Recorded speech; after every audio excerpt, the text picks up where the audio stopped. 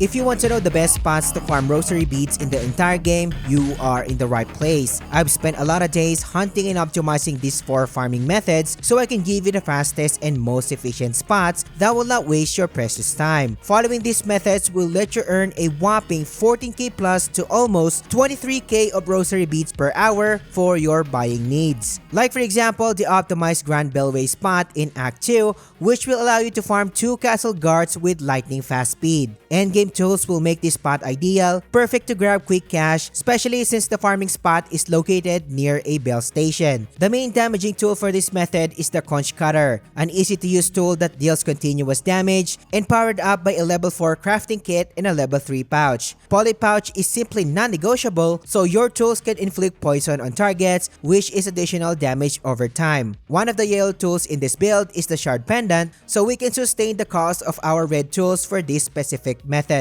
Slot in Silk Speed Anklets for faster running speed so we can crunch in more rosary gains per hour, along with the bar bracelet to double our damage per second. You don't need to worry about the double damage taken debuff effect of this bracelet since all of the methods in this guide are designed to burst down enemies before they can even retaliate. And of course, we are using the Thief's Mark, which increases your total rosary gains but also lets you lose rosaries after getting hit. Again, you don't need to worry about getting hit if you follow my strategies later on. Lastly, I'm using my main crest in the game, which is the Wanderer's Crest for the fastest needle attack speed possible. Although we will not use needle attacks on this specific spot. I will be juggling between the Wanderer and the Architect Crest in some of the spots on this list later on. And as always, I have linked every item drop location in the description for your location needs. Starting the actual method by dashing and jumping to your left when getting off the bench. Immediately cast 2 consecutive Conch Cutters, and these are enough to take out the castle guards in this method. After the targets are dead,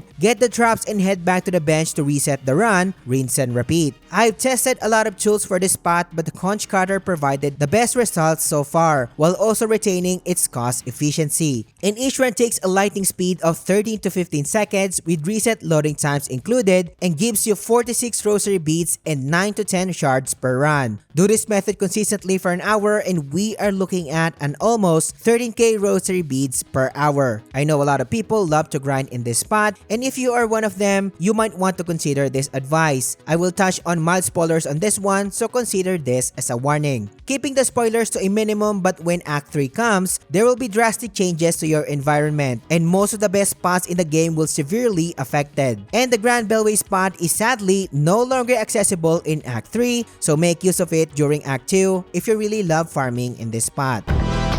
You might be surprised that the Bellway is not the second best spot in the entire game, but the White Ward entrance in Act 2 gives even more rosary beads per hour. This spot will allow you to farm roaming castle guards placed on an ideal farming route near the White Ward entrance. I'm showing the actual spot location on the screen right now, and unlocking it requires a little bit of work. For us to save time, I suggest watching my Rosaries mid-game farming guide to know how to unlock this spot, which I link in the description or find it by clicking the card here. You should already have the Hive Steel Needle, which is the highest upgrade of your weapon for maximum efficiency. And we are still following the same build idea, but this time, we are using the Cogfly as our main damaging tool for this method. Cogfly is one of the staples and strongest tools in the game, which swarms and damages enemies in auto and deals immense damage on top of your needle attacks. So expect to melt enemies with this setup. We will be doing a lot of needle attacks in this method, so the Long Claw is highly suggested. This tool extends your needle attack range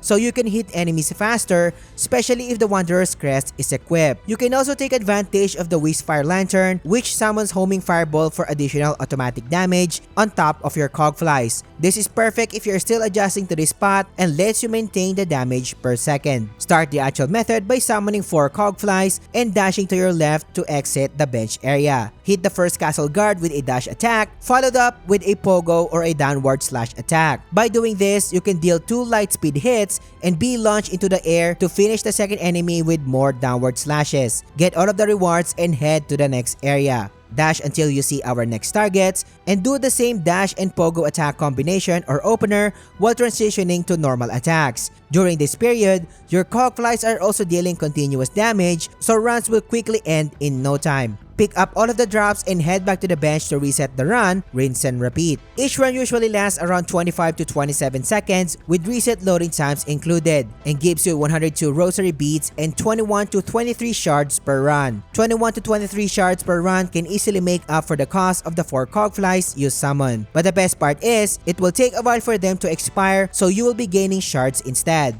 Do this method for an hour and we are looking at an almost 15k worth of Rosary Beads per hour, and that is a lot. Unlike the Grand Bellway spot, this spot survives in Act 3. However, the enemy placement was altered, so there are few changes made in the actual strategy. We will be dealing with flying enemies and enemies that loves to jump, so my suggested Whiskfire Lantern is a great addition to this build. You can also remove the Shard Pendant and slot in Magnetite Brooch instead, so you can focus on killing the flying enemies. Follow the same strategy that we just applied during Act 2 and you can adjust to this spot easily. And you can expect almost 12k worth of Rosary Beads per hour. The gains are 3,000 less worth from its Act 2 version, but this is already the best spot in Act 3 if you want to farm regular castle guards. If you are getting value so far, subscribe to the channel. Liking the video and engaging in the comments helps me more than you can imagine. Join our Discord server and discuss role-playing games such as this, and I appreciate your support.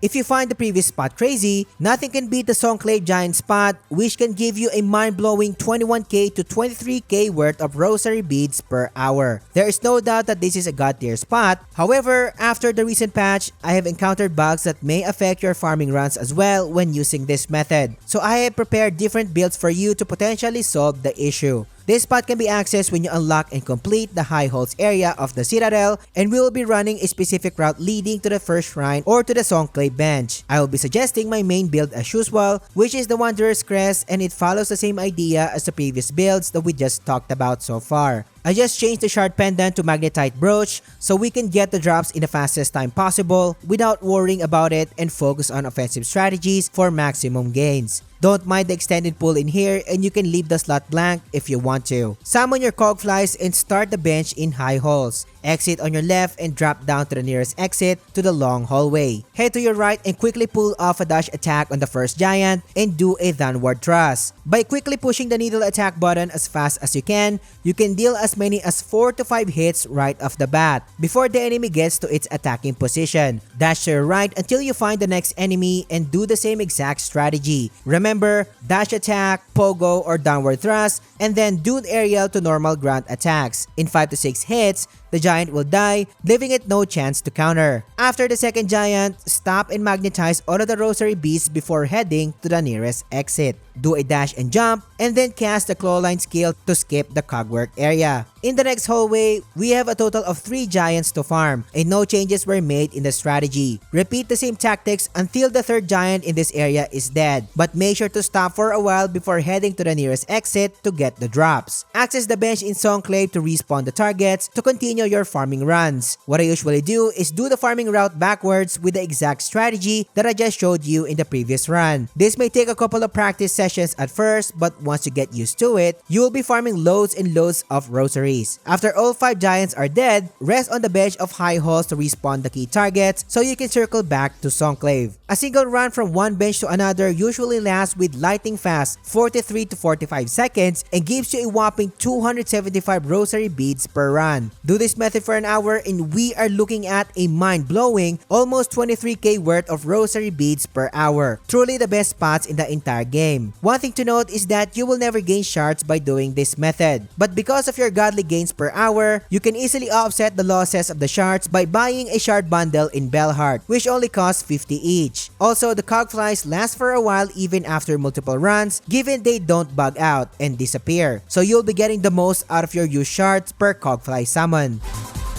Speaking of possible bugs, the main issue that I had in this method after the recent patch is that the cogflies disappear at random times every time you move from one area to the next. Like what I'm showing you right now where I just summoned them and when I entered the hallway, 3 of the cogflies were gone. If this happens to you, it will greatly slow you down. 2 possible solutions from my end, and what I usually do is force close the game and run it again, and it usually fixes the issue afterwards. But if this doesn't fix the issue on your end, I recommend using my architect build instead. The quick sling is highly suggested in this build, so you can cast 2 consecutive tools in one single press, so you can burst down the giants way faster. Then slot in the 3-fold pin as our sub-tool for this method. Nothing changes with the actual farming route, but we will be using a different strategy this time. Before approaching the giant, make sure to charge your needle and blast it off in front of the giant. Follow up with 1 tool cast of the 3-fold pin. You'll be shooting 6 pins in total, and these are enough to burst the target down. Do this strategy in all 5 giants while following the same farming route and you are good to go. You notice that we don't have the Silk Speed anklet this time, right? So we are 3 to 4 seconds slower this time compared to the previous build. Despite the minor drawback, you're still expecting a mind-blowing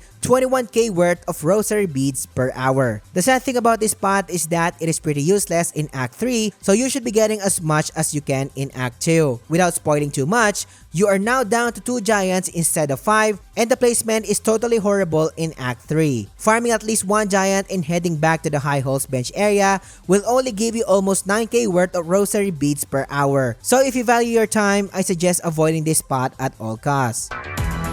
But hey Samurai, I completed Act 2 and missed the gutter spot, I hear you asking, my dear viewer. I got you as always, and this is where the Crawlies in the depths of Whiteward is a good alternative spot for your needs. You already know this location, and we are using the same architect build that we used in the previous spot. Slide down to the depths of Whiteward and enter the opening to the right. And eventually, you will reach the straight farming route. What you only need to do is charge your needle attack and blast off these Crawlies, and they will go down in a single charge attack. Follow the straightforward path and use the same strategy on the next 2 key enemies. After the 3rd enemy, wait and magnetize all of the beads first, and save and quit. Load your save and you will be ported back to the bench to repeat the run, rinse and repeat. You'll be getting almost 15k worth of Rosary Beads per hour without any shard costs in this method. And yes, it is not as godly compared to the giant spot, but this is the best you can have in Act 3. Use all of these spots depending on your needs, but what if you just started a game and are looking for the best earliest spots to farm rosaries? Click on this video and I will catch you on the next one.